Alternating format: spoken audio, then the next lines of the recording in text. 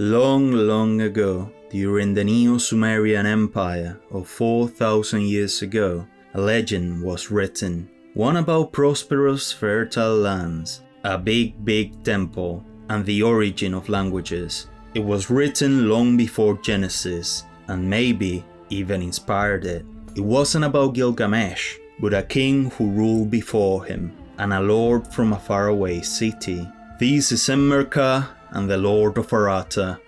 Around 2900 BC, at the eastern edge of the Fertile Crescent, Mesopotamia suffered a great flood that devastated its population, who struggled to recover from it.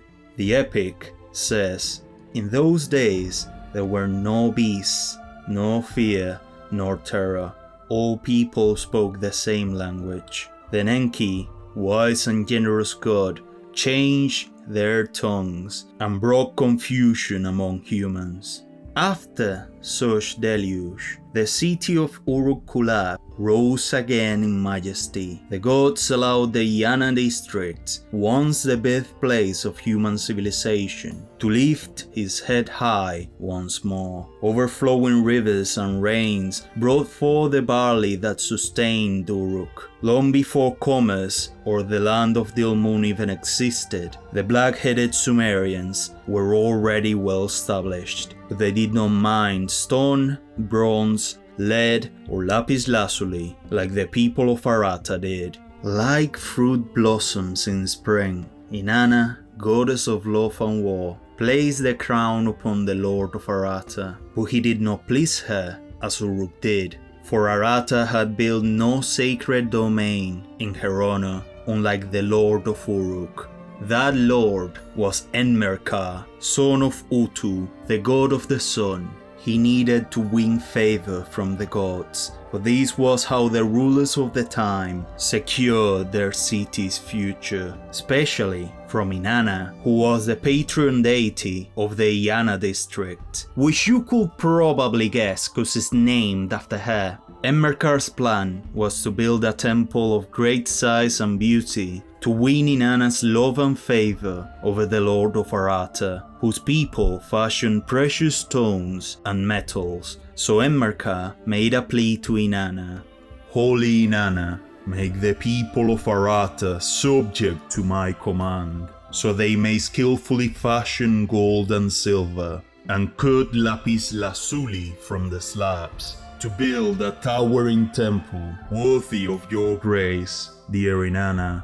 The goddess agreed and instructed the king to choose a worthy herald and send him to Aratta, where he will speak to his lord and deliver her command. Aratta must submit to Uruk. Enmerkar followed her instructions, selected a herald of charm and endurance, and told him, "Travel to Elam, then ascend and descend the mountains of Anshan, and reach the valley of Aratta. There speak to his lord and say, 'Lest I, Enmerkar, make the people of Aratta flee like birds from their trees, lest I lay waste to Aratta like a completely desolate desert, they shall load packs of gold, leather, and precious metals on donkeys, and bring them to Uruk to build a great temple for Inanna, for that is her command.'"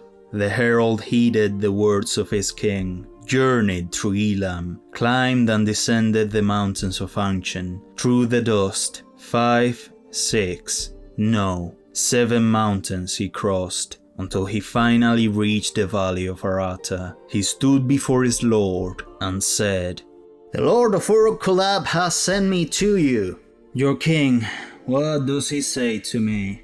"King Enmerkar, stronger than you and with a way better beard by the way, says a lot of stuff, but in essence, if you don't want Uruk's armies to reduce your city to dust, you better send a generous tribute of gold, silver, your finest metals, and have your people help build a massive temple for Inanna in Uruk, because that's what she wants. Inanna, tell Enmerkar that Inanna made me king in the first place, and that she favors me more than him. She blessed Aratta the land of the pure, with precious stones and metals, unlike you. How then should Aratta submit to Uruk? Well, my king Enmerkar built her an entire district and made her queen of the land, so she definitely favors him more than you. That's why she's ordering Aratta to submit.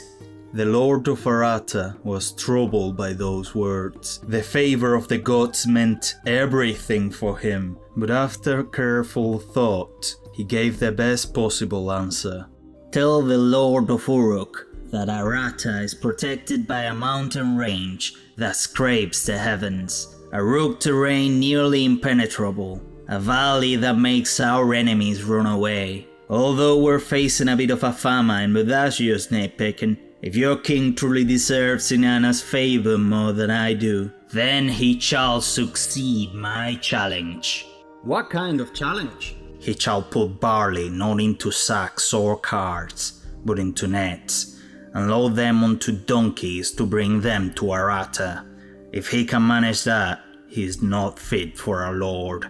The herald brought the message to Enmerkar, who went to his storehouse, separated all barley from the new, soaked the green mold with water, narrowed the meshes of the nets, and loaded the barley-filled nets onto donkeys, speaking to the herald before he left. Tell the Lord of Aratta that the base of my scepter is the divine power of magnificence, and it casts a protective shade over Uruk. I'll break a splinter of it, let him hold it in his hand, and then bring it back to me. The herald arrived in Aratta with the barley bearers, their feet dusty from the road. The people of Aratta bowed before the fragment of Enmerkar's divine scepter. The barley, much needed during their famine, was gratefully stored away. Then the herald showed before the Lord. What does Enmerkar say this time? He says his scepter is really cool, and that you might want to hold a splinter of it.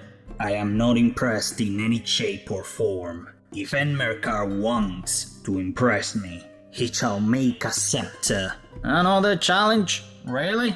Yes, if your lord can complete it. He is clearly not fit for a king. This scepter shall not be of any form of wood, gold, silver, copper, Kumea metal, or even lapis lazuli. Let it be of an entirely new material, and may he send it to me. This is a dissertation at this point. The herald brought the message to Enmerkar, who turned to Enki, god of water and creation, for guidance. Grind the material into liquid, mix it with herbs, and leave it in the sun to harden, and with patience, you'll have an entirely new material. Also, tell the Lord of Aratta to take care of his city, for it is starting to look like Ukraine in 1932. Enmerkar followed the advice, took a material, which is unknown because this part of the tablet is damaged, shaped it into a scepter, and sent it off with the herald. Once in Aratta, the Lord appreciated it. The grace of Inanna is as clear as day. I am impressed. Now, let us settle our differences. Enmerkar shall send a champion. There goes another challenge. But it shall not be black. Wait, what? Nor white, nor red. Nor yellow, nor brown, not even multicolored. Let such a champion compete against mine, and may the best one prevail. The herald returned to Uruk, and Enmerkar, understandably fed up, dressed his champion in a multicolored turban and lion skin to hide his skin color. He turned to the herald and snapped. Tell that pitiful excuse of a lord that my champion is neither colored nor multicolored, and he is embraced by Enlil. May the best one prevail. And how long will he walk deceitfully? His speech continued for long. It was way too long to memorize, so even in anger, Enmerkar realized and did something new. He carved the message onto a clay fragment. Yes, our king got so mad he invented writing as a whole on the spot. The herald took the tablet and the champion to the other city, and the Lord of Aratta was able to read it himself without being instructed on how to read. Somehow, before the champions could fight, Ishkur, god of the storm, blessed Aratta with rain without the knowledge of the people there, bringing forth a rich harvest. And the Lord of Aratta, seeing the excess of wheat, turned to the herald. "It is clear that holy Inanna has not abandoned us. She has surrounded us with her grace, watered our fields. We are the wheat that she has separated from the chaff. Now, let our champions fight."